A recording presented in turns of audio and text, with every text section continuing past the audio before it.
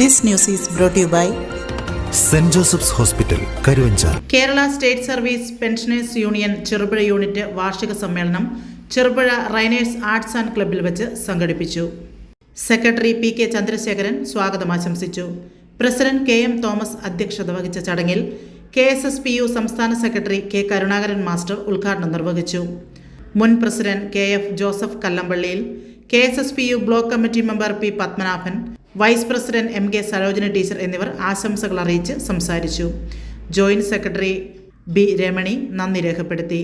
അംഗീകൃത സംഘടനാ രീതിയിലാണ് കേരള സ്റ്റേറ്റ് സർവീസ് പെൻഷനേഴ്സ് യൂണിയനെ മറ്റുള്ളവർ കാണുന്നത്.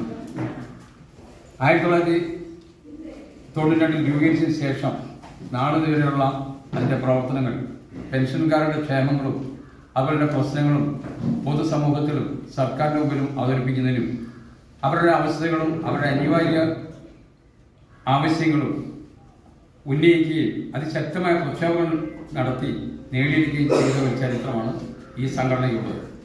നമ്മുടെ സംഘടന സൂചിപ്പിക്കുന്ന പോലെ തന്നെ ജനാധിപത്യ രീതിയിൽ വർഷാവർഷം തെരഞ്ഞെടുപ്പുകൾ നടത്തി അതിൻ്റെ പ്രവർത്തനം പരിശോധിക്കുകയും പെൻഷൻകാരുടെ ഓരോ ആവശ്യങ്ങളും സർക്കാരിൻ്റെ ശ്രദ്ധയിൽപ്പെടുത്തി അവരുടെ ആവശ്യങ്ങൾ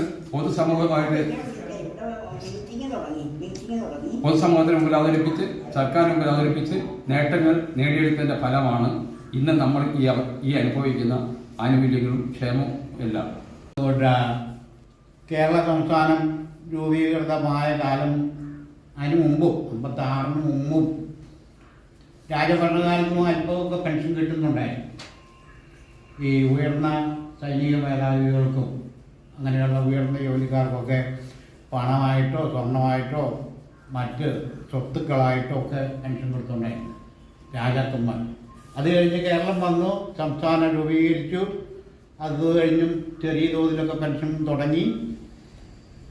ആദ്യകാലത്തൊന്നും DA ഇല്ല, ചെറിയ പൈസ പെൻഷനായിട്ട് കിട്ടി. അത് കഴിഞ്ഞ് പിന്നെ കേരള സർവീസ് റൂൾസൊക്കെ നിലവിൽ വന്നു. പെൻഷൻ പടിപടിയായി ഉയർന്നു.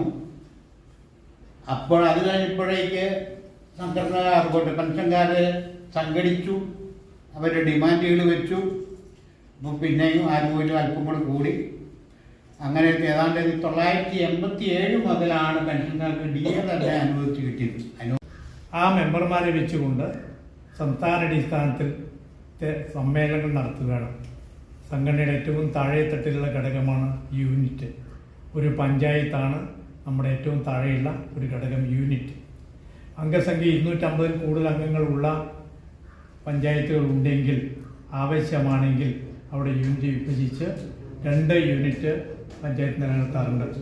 നമ്മുടെ പയ്യന്നൂർ ബ്ലോക്കിനെ സംബന്ധിച്ചിടത്തോളം 9 പഞ്ചായത്താണ് പയ്യന്നൂർ ബ്ലോക്കിലുള്ളത്. ഈ 9 പഞ്ചായത്തിൽ കരിവള്ളൂർ പഞ്ചായത്തിൽ മെമ്പർമാരുടെ എണ്ണം 700-നടുത്തുണ്ട്. അതുകൊണ്ട് തന്നെ അവിടെ 2 യൂണിറ്റ് പ്രവർത്തിക്കുന്നുണ്ട്. അങ്ങനെ 9 യൂണിറ്റിൽ 9 പഞ്ചായത്തിൽ 10 യൂണിറ്റുകളാണ് നമുക്കിവിടെ ഉള്ളത്. അതിൽ പെട്ട ഒരു യൂണിറ്റാണ് നമ്മുടെ ചെറുപുഴ യൂണിറ്റ്.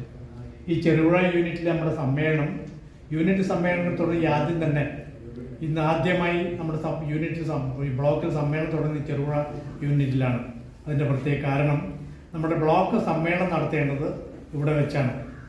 2015-ലാണ് ചെറുപുഴ വെച്ച് ഇതിനു മുമ്പ് നമ്മുടെ ബ്ലോക്ക് സമ്മേളനം നടത്തിയിരുന്നത്. ഓരോ യൂണിറ്റും മാറിയാണ് വാർഷിക സമ്മേളനം നടത്തുക. 2015-ൽ നടത്തിയതിന് ശേഷം ആണ് ഈ 2026-ൽ നമ്മുടെ സമ്മേളനം കൂടി നടത്താൻ വേണ്ടി തീരുമാനിച്ച് 2009 സ്വാഗത സംഘമൊക്കെ രൂപീകരിച്ച് അതിൻ്റെ പ്രവർത്തകർ മുമ്പോട്ട് പോയിക്കൊണ്ടിരിക്കുകയാണ്. അപ്പം ഇങ്ങനെ ഈ യൂണിറ്റ് സമ്മേളനങ്ങൾ നടത്തുമ്പോൾ നമ്മുടെ സംഘടനയിലേക്ക് വന്നിട്ടുള്ള പുതിയ ആളുകളുണ്ട്, പഴയ ആളുകളുണ്ട്. അപ്പോൾ നമ്മുടെ സംഘടന, നമ്മുടെ അധ്യക്ഷൻ പറഞ്ഞു, നമുക്ക് ആനുകൂല്യങ്ങൾ നേടിയെടുക്കാൻ വേണ്ടി ഒരുപാട് പ്രവർത്തനങ്ങൾ നമുക്ക് നടത്തേണ്ടി വന്നിട്ടുണ്ട്. അതുകൊണ്ട് നമുക്ക് ഒരുപാട് ആനുകൂല്യങ്ങൾ നേടിയെടുക്കാൻ വേണ്ടി കഴിഞ്ഞിട്ടുണ്ട്.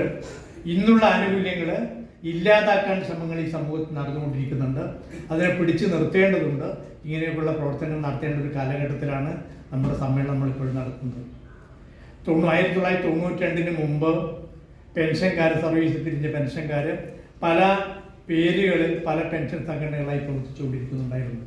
Saint Joseph's hospital Karuvanchal NABH pre entry level accredited and ISO certified hospital. മലയോരത്തിന്റെ ചികിത്സാ മേഖലയിൽ അതുല്യമായ സേവന സന്നദ്ധതയുമായി 140 ബെഡുകളോടെ 24 മണിക്കൂറും പ്രവർത്തിച്ചു വരുന്നു. Emergency department, CT scan, ultrasound scanning, laparoscopy അടക്കം എല്ലാ സർജറികൾക്കും സജ്ജമായ operation theatre, ICU, labour room, NICU, PICU, laboratory, microbiology, physiotherapy, dialysis, dental care, blood storage, deluxe rooms, ambulance service തുടങ്ങി എല്ലാവിധ സൗകര്യങ്ങളുമായി സെന്റ് ജോസഫ്സ് ഹോസ്പിറ്റൽ കരുവഞ്ചാൽ.